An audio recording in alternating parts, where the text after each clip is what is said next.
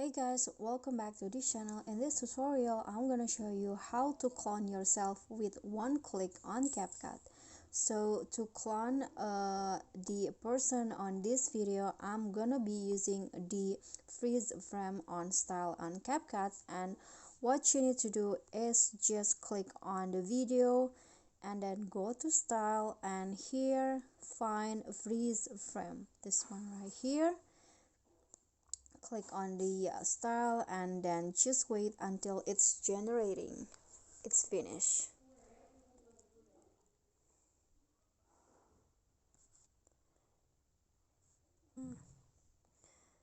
Okay, so it's still generating and you need to be patient to wait for the freeze frame to be finished. Okay, it's any minute now.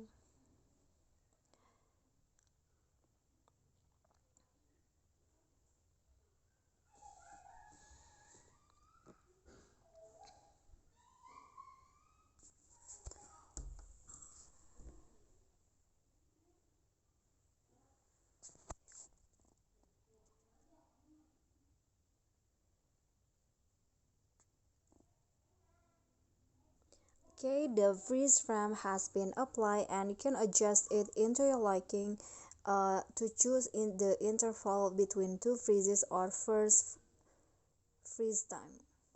So now you see there is so many person. Okay, so it's like you clone yourself into a different, can see now it works.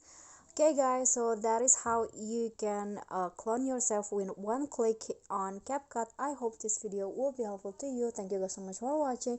If you like the video, please do click on the thumbs up icon. Don't forget to leave a comment and subscribe. I'll catch you all in the next tutorial. Bye.